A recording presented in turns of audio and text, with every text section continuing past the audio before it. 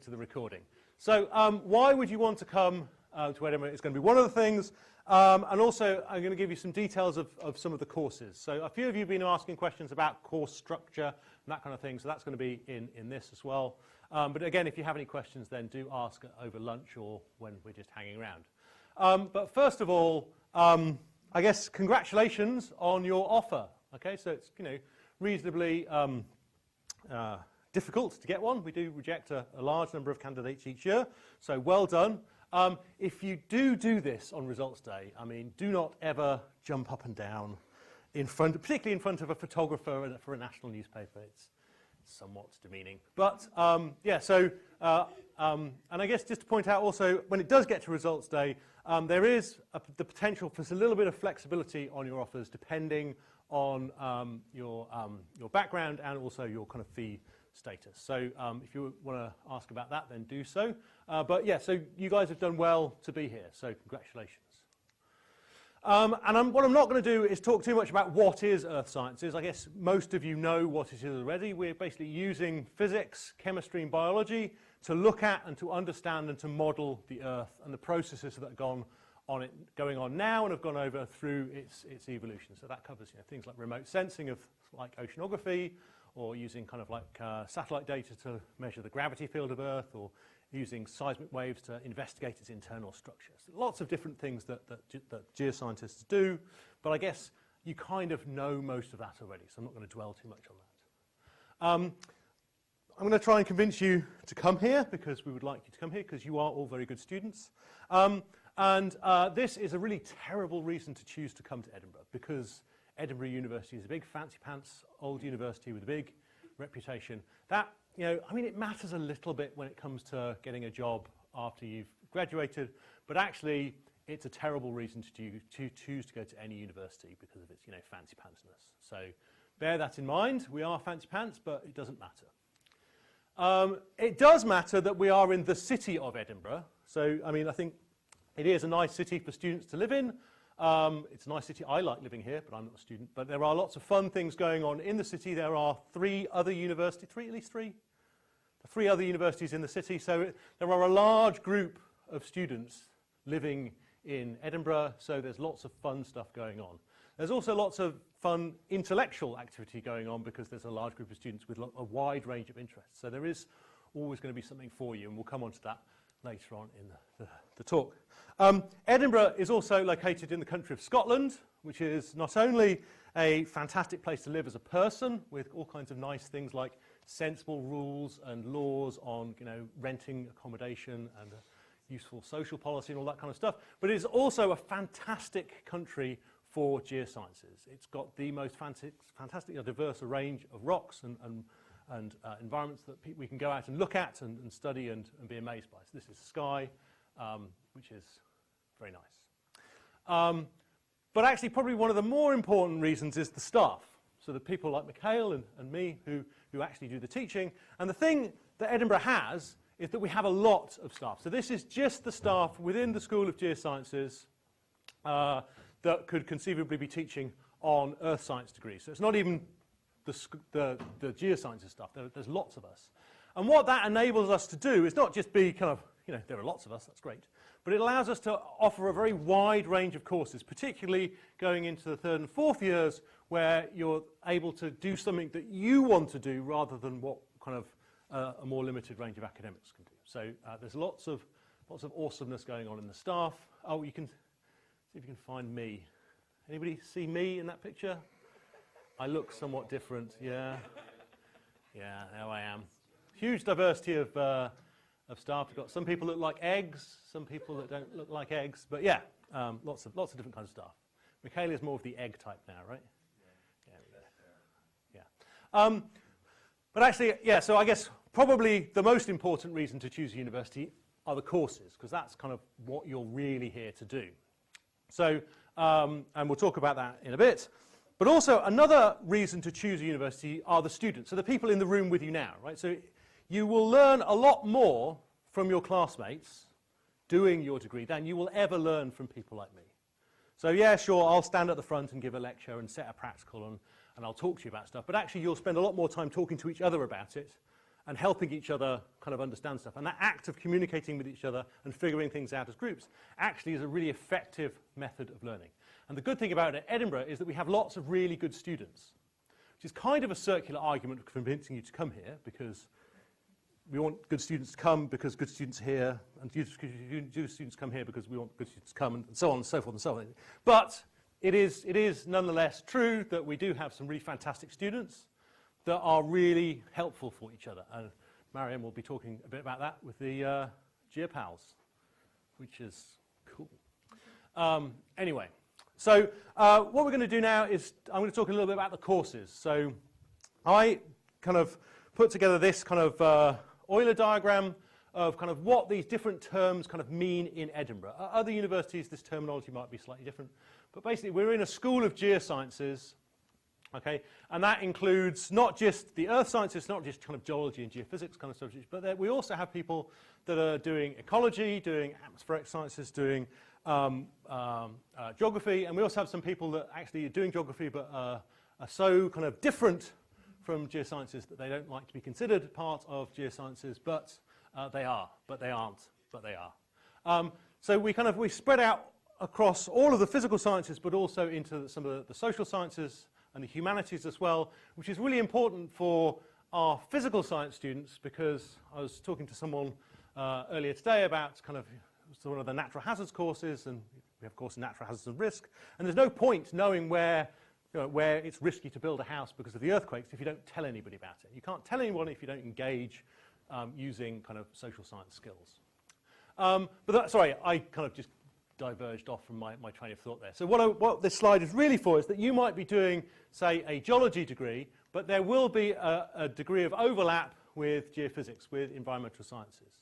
So because we're offering these different degrees, there is ability to kind of like mix and match a little bit throughout the courses, and we'll come on to that in the next bit. So we offer a range of courses within earth sciences. So there's geophysics, and there's a variety of different flavors of geophysics, focusing either more geological or more atmospheric sciences, meteorology. And then we have 3 degrees, geology, environmental geosciences, and then geology and physical geography, which we kind of group together as another patch of degrees, and we'll talk about those in a bit as well. But also within the School of Geosciences, there are also ecology and environmental science degrees. I think one person has applied for one of those as well, and geography degrees as well. So there's a huge amount of stuff going on, and also a possibility for switcherooing, which we will talk about as well. So if we just put geophysics to one side for a little bit, and we talk about those other 3 degrees first, the geology, environmental geoscience, and geology and physical geography. So this is the structure of the first 2 years of the degree program. So in the first year, you will do some core courses. So evolution of the living earth, that's the one that you're doing the practical for just now. Introduction to the geological record, which is all about how we actually make observations of rocks, the things at the back of the room, how we can do that rigorously, and how we can do that in the field to build up kind of our field skills in terms of making observations and rigorously recording them, but also kind of starting to do some geological mapping. And then Earth Dynamics is a course which is kind of the introduction to the Earth system. How does plate tectonics work? Why do we get volcanoes in certain places, not others? How do sedimentary basins work? All this kind of stuff.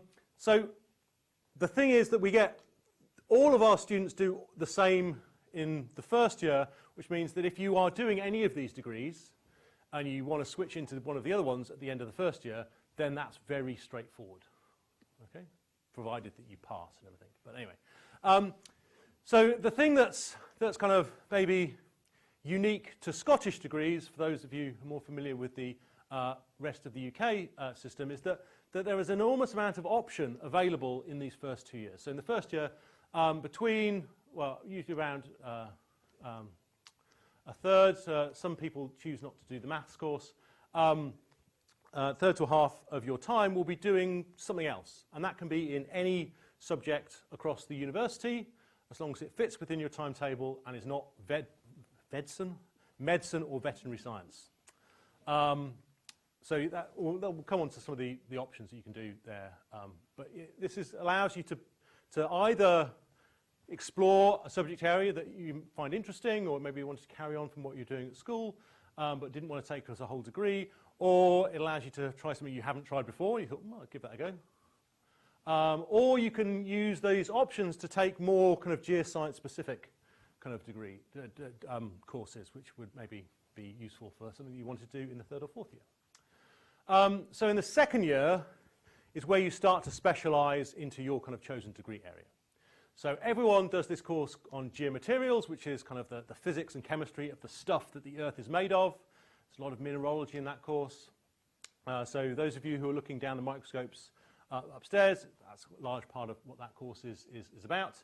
And then the different degree streams, so the geologists do Introduction to Geophysics, which is an introduction to how you use physics or physical techniques such as gravity surveying, electromagnetic surveying, seismic surveying, to investigate and to model Earth processes. Global Tectonics of the Rock Cycle basically is a follow-on course from Earth Dynamics. It's how the physical processes of the Earth system, like plate tectonics, erosion, how those develop kind of sedimentary basins and what kind of rocks go into those, and how we then look at those rocks and then infer processes from the past. The Geology and Physical Geography course has that course in as well, but it also has a course in geomorphology, which is about how we can look at the landscape and infer how that landscape has maybe changed through the past from its shape, but also infer from the shape of the landscape what are the physical processes that are going on operating now that are shaping that landscape, which might indicate particular natural hazards. The Environmental Geoscience degree has 2 courses for that, one of which is oceanography, which is actually an option that quite a lot of students take from across the other degree programs in these kind of optional courses. So it's very similar to the Earth Dynamics course in its kind of goal. It's basically just to introduce you to the ocean, how it works, how it moves around, what the chemistry is of the ocean, how that determines where life is in the ocean and where life is not. And then we have a course, Environmental Geochemistry of the Earth's Surface, which is taking kind of the chemistry that we do in evolution of the living Earth and geomaterials and taking it a little bit further and looking about how kind of nutrient elements like nitrate and phosphate and how pollutant elements like heavy metals like lead, zinc, cadmium, how those move around the Earth's surface, how they get transformed out of kind of the solid Earth, through soils, through aquatic systems, and into life, and then how they get taken out of those as well, so in terms of how we might remediate pollution problems. And then the options. So you can do really anything that you want to in those options. So you can take courses in astrobiology, which is a physics course, which is about how life might exist on other planets. You can take a course in natural hazards, or sustainability or meteorology. That's one of your options to maybe keep yourself a little bit more related to the Earth sciences, or you can do something completely wacky and crazy, like this guy. Right, so geophysics is similar in structure in that you do core courses and option courses, and then in the 2nd year you kind of specialize into what kind of flavor of geophysics you want to do, except that with geophysics there is no choice in the 1st year. And the reason for that is that the geophysics degree is very closely aligned with physics degrees in the physics department. So 4 of the courses that you do in the 1st year are maths for physics with more maths and more physics and even more physics. And that's designed to give you really the quantitative basis to be able to do the higher level kind of maths and physics, which are required to be a geophysicist later on in the degree program. You'll do some of the geology to the earth science courses to fill in your options. And then in the 2nd year, you kind of decide whether you want to be a geology, geophysics kind of person, a geophysics and meteorology kind of person, or you're not sure. And then you can take some of these as options if you want to. Okay. So I guess I've explained most of these things as well. So physics of the Earth basically just takes introduction to geophysics a little bit further in terms of it's kind of using some of these more difficult physics and maths concepts into modelling the Earth. And then the geophysics and meteorology degree program has courses about how the atmosphere works. In a very similar way to the oceanography course introduces the ocean, the meteorology course is introduce how the atmosphere moves around, what are the physics and chemistry behind atmospheric processes, and how have they changed through time, how we can use those to predict weather and predict climate into the future. So that's the first 2 years. So there is, I should point out, an option to not do 2 years, to do all of that in 1 year. So you can condense all of that 2 years into 1 year, where we basically just take away all of the options and you just do the core courses. So that takes 1 year less, but you get fewer options. So that's, if you're interested in that, then that's worth discussing later on today. Then you move into the honours part, the third, fourth, and optional 5th year, and that's where the stuff actually counts for your degree. So the stuff you do in the first 2 years, that you have to pass it, but it doesn't count. So depending on what degree program you're doing, we usually reduce the number of options a little bit in the 3rd year, sometimes completely, sometimes there's a bit more options, and that's to make sure that you're really prepared for what you do, particularly in the 4th year, and particularly for your dissertation. So you'll be doing a research project, and that can be field-based, particularly in the case for the geology degree program, or it can be lab-based or computer-based, but you need the skills that we're giving you in the 3rd year to do that.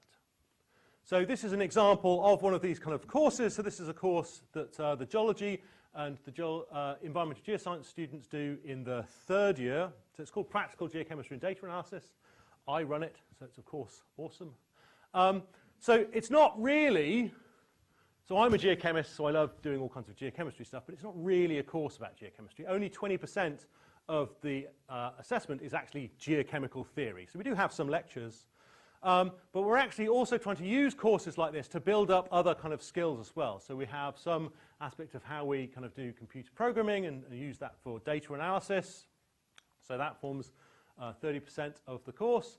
And then most of the assessment is we basically, because we're a big department with lots of research facilities, so this is one of our SEMs. We've also got an electron probe and XRD and XRF machines. We allow our students to go and use those. We give them some samples. Here are where the samples are from for the geology students. So these were collected on one of the 5th year trips to Iceland. I'm not going to even try and pronounce the volcano. There we go. That volcano over here. And the students were given a set of samples, let loose in the lab, and they made some measurements. So this is an electron probe map of the sodium content of a plagioclase crystal, and students are then tasked with basically coming up with a scientific kind of problem which they go and write a report around. So this is all about setting up the transferable skills in terms of working in the lab, kind of doing the science, but also in terms of processing data, writing reports, which becomes useful in their 4th year projects. So in that senior honours year, so in that 4th year, a large part of it will be some kind of research dissertation. That will either be a mapping project or it could be a lab project. And then you will do some core courses to bring together the stuff that you've learned throughout kind of the degree, but then you will take some options. But in this time, the optional courses, they have to be from within the earth sciences. They can't be kind of basket weaving in Norwegian, or which you can do in the 1st year. Norwegian is an option.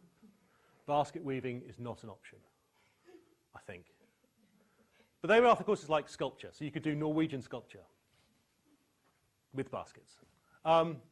So just as a kind of a bit of a taster, so these are some of the options which are available for the GPG program in the 4th year. So you can take, there's a range of stuff that you can do. Okay. So there's a website which is available to you guys from your MyEd login page, which I think you should all have access to now, called Path. It's kind of, we can show it you when you have your kind of one-to-one meetings if you want to. But you have access to that, and it'll take you through all of these options and tell you all about them. So you can explore that to your heart's content if you wish. So that's the kind of the structure of the courses. I probably should mention that there is also this 5th year for most degrees, not for environmental geoscience, but the 5th year is basically more of that research project. So that's an option available to you if you're really interested in pursuing a career that involves kind of more analytical skills and more research. Buzz forwards to, okay, so fieldwork. So actually a big reason to come to Edinburgh is we have quite a strong focus on field skills. Both within Scotland, because Scotland is a fantastic place to do field work. So this is a geological map of Scotland. I think I have animated this very slowly. So the thing you can see with this map is that each of these different colours represents a kind of a different geological environment. So in the Midland Valley here, so this is Edinburgh, Glasgow over here. This is a place where in the Carboniferous, the Earth was being pulled apart. So the geological environment is very much like East Africa is today. Whereas the Grampians up here, that's kind of more kind of island arc kind of setting. So this is maybe a bit like Japan. We've got the southern uplands. So this is where there was a subduction zone and sediments were being scraped off crust. So that's a bit more like Barbados. You've got basically the inside of an enormous mountain belt up at the top there. So huge range of different kind of environments. And we kind of go to these not just as field camps. So we do have kind of field camps where we go away for a week or a little bit longer. But we also try to integrate kind of field excursions to places that are local-ish to Edinburgh as part of the courses. So for instance, the third year course in paleontology and sedimentology, some of it's based up in the lab, some of it's based in the lecture theatre, but we also go out into the field and look at the actual rocks and fossils kind of where they are found in their natural habitat to get that kind of context. And we're able to do that because Scotland is such a good place to do geology. We also go to not Scotland because there are some processes where we're wanting to actually see the process going on, which is not happening at the moment. So if we want to see active volcanoes, Iceland. If we want to look at moss, we go to England. Environmental geoscience students go to Jamaica. There's a trip going to Cyprus. We saw the rocks from earlier. Yeah. So it's we have lots of field trips. And I guess one of the really good things about Edinburgh and I guess this part of Scotland is that this is where geology was developed as a subject. So those of you who have looked maybe at geological textbooks may have seen this photo or a photo like it. So this is one of the sites that James Hutton went to figure out things like how old the Earth really was. And it's nice to be able to go to these sites and see them in their kind of like original context, how that's integrated into our teaching. But these sites are also useful for looking at new science. So there's a Hutton section like this on Arran, which has recently been completely reinterpreted. So it's not just kind of old fuddy-duddy science. There's new stuff going on too. I should point out that all of these field trips, if they're core to your degree program, they are free. I think you have to pay for your food or beer, but accommodation, travel, and the facilities costs. So on some of the trips we hire things like boats and whatnot to go and do some oceanography. That's all paid for. So, yay.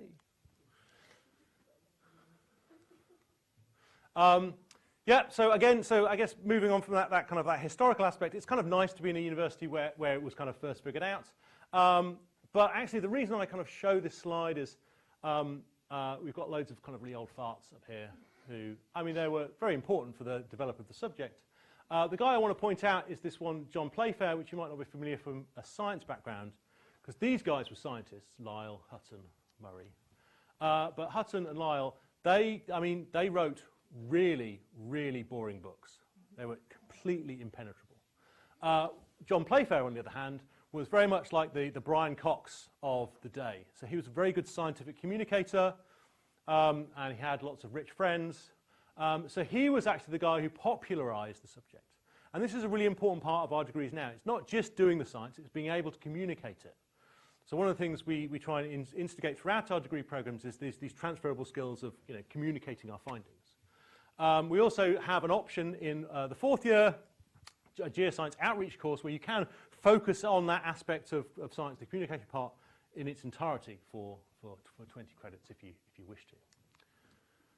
But we don't just have the old people, we have the new people as well. So we have kind of, it's great to be in a department where we have genuine world leaders in their field. So we have people like Gabby Hergel, who is one of the lead authors of the climate change IPCC report, climate change. Have kind of polar medal winners. We have Steve, the dinosaur guy, who writes lots of books about dinosaurs. If you read books, they have dinosaurs in. He probably wrote them. So it's great to be in this environment where lots of intellectual activity is going on. It's very good. We also have a career service, which is very good. So when you leave the university, we don't just go, off you go, good luck with that job. So we have a person within the career service who's just dedicated to geoscience students. So she's focusing on kind of on that, which is quite good. And these are kind of the areas that our students go into. So it's not, it used to be that students from Edinburgh were oil and gas, loads of money.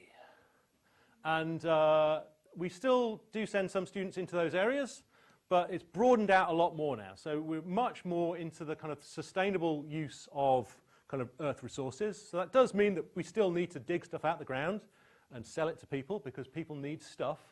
So we still have kind of people working in the extractive industries, but there's a lot more scope for people getting employed in some of the areas of those industries into making sure those resources are used sustainably.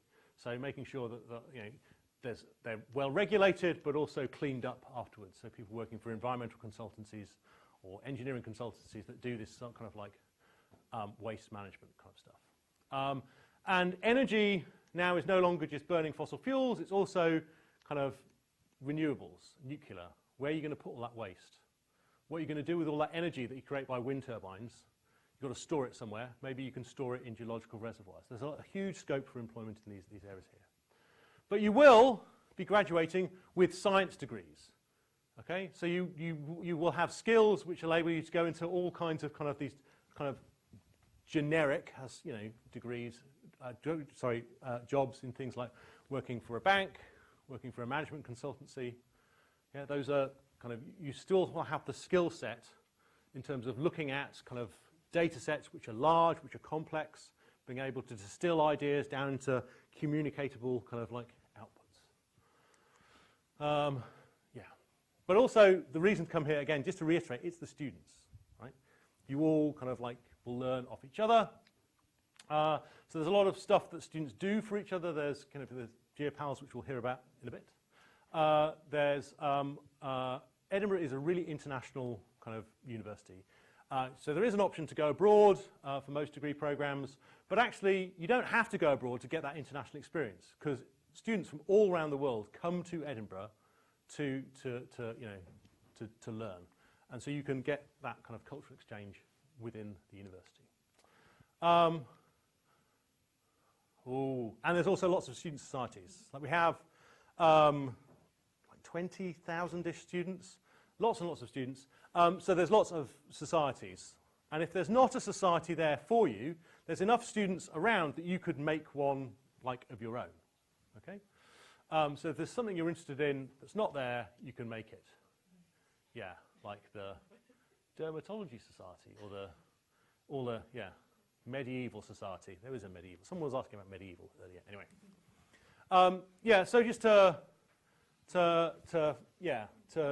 stop there, these are some of the reasons. So we won't take any questions now. Do you want to do your little thing, or do you want to?